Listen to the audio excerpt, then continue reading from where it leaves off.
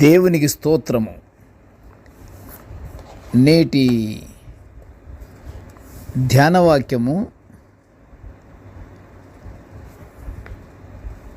2024 సంవత్సరము మే నెల 15వ తేదీ. ఈరోజు ధ్యానవాక్యము పరిశుద్ధ గ్రంథము నుండి మత్తయి సువార్త 26వ అధ్యాయము 41వ వచనాన్ని మనం ధ్యానించుకుందాము. ధ్యానవాక్యము: మీరు శోధనలో ప్రవేశింపకుండునట్లు మెలకువగా నుండి ప్రార్థన చేయుడి. ప్రియ దేవుని బిడ్డలారా, యేసు ప్రభువారు ఇచ్చినటువంటి ఈ మాటను మనము జాగ్రత్తగా ధ్యానించుకుందాము. ఈరోజు దేవుని ధ్యానవాక్యము ప్రతి విషయమునందును మెలకువతో ఉండాలన్నటువంటి నియమాన్ని మనము ధ్యానించుకుంటున్నాము. నేటి ధ్యానవాక్యము: ప్రభువు తన శిష్యులను గెత్సెమనే అనే చోటుకు దగ్గరలో కూర్చుండబెట్టి, నేను అక్కడికి వెళ్ళి ప్రార్థన చేసి వచ్చేంత వరకు మీరు ఇక్కడ నిలిచి నాతో కూడా మెలకువగా ఉండి శోధనలో ప్రవేశించకుండా మెలకువగా ఉండండి, మెలకువగా ఉండి ప్రార్థన చేయండి అని వారితో ప్రభువు చెప్పినట్లు పరిశుద్ధ గ్రంథములో నుండి మనము నేటి ధ్యానవాక్యము ద్వారా వినుచున్నాము. మానవుడు, ప్రియ బిడ్డలారా వింటున్నారా, మానవుడు మెలకువతో ఉండాలి, మెలకువ కలిగి ఉండాలి. మెలకువగా కానీ లేకపోతే శోధనలకు గురి అవుతాము. ఎలాగంటే ఒక చిన్న ఉదాహరణ మనము పరిశుద్ధ గ్రంథము నుండి మెలకువ అనేది ఎంత గొప్పదో ఆ మాట మనం చూద్దాము. పరిశుద్ధ గ్రంథము నుండి సమూయేలు 2వ గ్రంథము 11వ అధ్యాయము 2వ వచనం మనం చూస్తే, దేవునికి హృదయానుసారుడైన దావీదు, ఆయన ఒక గొప్ప రాజు, యుద్ధవీరుడు, పరాక్రమశాలి. ఆయనను ఒకరోజు ప్రొద్దుగుంకు వేళ, అంటే ప్రొద్దుగుంకే వేళ వరకు అని మనము తీసుకుందాము. ప్రొద్దుగుంకే వేళ వరకు దావీదు నిద్రించుటను పరిశుద్ధ గ్రంథములో మనము చూస్తున్నాము. ఇదే రీతిగా అనేకులు తాము మేల్కొని ఉండవలసినటువంటి సమయాన్ని నిద్రకు ఉపయోగిస్తారు. నిద్ర ఆ టైంలో మెలకువగుండి పనులు చేసుకునే టైం అయితే నిద్రపోతుతనంగా నిద్రిస్తుంటారు.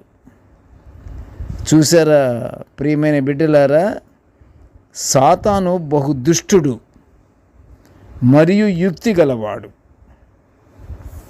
దావీదు బద్ధకాన్ని ఆధారము చేసుకొని, మరి ఆయన సాయంకాలం పొద్దుగుంకే వేళ కూడా ఇంకా ఆయన నిద్రలోనే ఉన్నాడు కదా. ఆ బద్ధకాన్ని ఆధారము చేసుకొని సాతానుడు దావీదును పడగొట్టుట కంటే, దావీదుకి లేస్తే ప్రభువే, దేవుడే ఆశ్రయము, కోట, కొండ, దుర్గము, ఆయన దేవుని ఆలయమే ఆయన నివాస స్థలము, ఎల్లప్పుడూ అందులోనే ప్రభువే. ఇలాంటి పరిస్థితుల్లో సాతానుడు ఆలోచించాడు. ఆయన నిద్రపోతుతనాన్ని గమనించి ఆయన్ని పడగొట్టడానికని వాడి ప్రయత్నాలు దావీదు మీద ప్రయోగించేశాడు. మరి నిద్రపోతున్నాడుగా. అందరూ పనులు చేసుకునే టైంలో మెలకువగా ఉండవలసిన వాడు ఏం చేస్తున్నాడు? నిద్రపోతున్నాడు. ప్రభువారు ఇందాకేమన్నారు? ఆయన గెత్సెమనే ఆ ప్రాంతానికి వచ్చి ప్రార్థన చేసుకునే ముందు వాళ్ళ శిష్యులకి ఏమని చెప్పాడు? మీరు మెలకువగా ఉండండి, నేను మరలా వస్తాను, ప్రార్థన చేసుకుంటున్నానికి వెళ్తున్నాను, నేను ప్రార్థన చేసుకుని వచ్చేంత వరకు మీరు మెళకువగా అన్నాడు. అంటే ఈ లోపల శోధనలకి గురి అవుతారని. సాతానుడికి ఆ నిద్రమత్తు, ఆవులింతలు అది సాతానుడికి చాలా ఇష్టమైనటువంటి క్రియలు.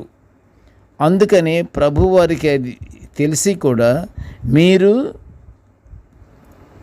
మెళకువగా ఉండుడి అని చెప్పి వెళ్ళాడు. అలాగే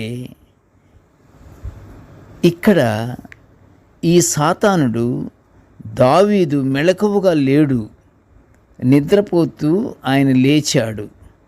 ఆ టైములో దావీదు మీద ప్రయోగించినటువంటి ఆయన శోధన, సాతానుడి యొక్క శోధన ఈయనకి తగిలింది, శోధనకు గురయ్యాడు. ప్రభువు కూడా శోధనలో పడకుండా ఉండటానికే శిష్యులకు ఏమని చెప్పాడు? మీరు మెళకువగా ఉండుడి అని చెప్పాడు. కానీ శిష్యులు నిద్రలోనే ఉన్నారు. ఆయన వచ్చే లోపల ప్రభు అది చూచి మీరు శోధనలో ప్రవేశించకుండా ఉండటానికి ఏం చేయాలంటే మెళకువగా ఉండి మీరు ప్రార్థన చెయ్యండి అని శిష్యులను ప్రభు హెచ్చరించాడు. ఆత్మసిద్ధమే కానీ శరీరము బలహీనము అని పేతురుతో కూడా ప్రభువారు అన్న మాటను మనము మనం చేసుకుంటున్నాము. అందుకు మీరు బలపడుటకు మెళకువగా ఉండి ప్రార్థన చేయండి అని ప్రభు శిష్యులకు సెలవిచ్చిన మాట మనం పరిశుద్ధ గ్రంథములో మనం చూస్తున్నాము. గనుక మనము మనలోని మత్తును వదిలించి ప్రార్థనలో గడుపుచు దేవుని ఆశీర్వాదాలు పొందుకుందాము. మత్తును వదిలి ప్రార్థనలో ఉంటే సాతానుడు కూడా మన దగ్గరికి రాడు.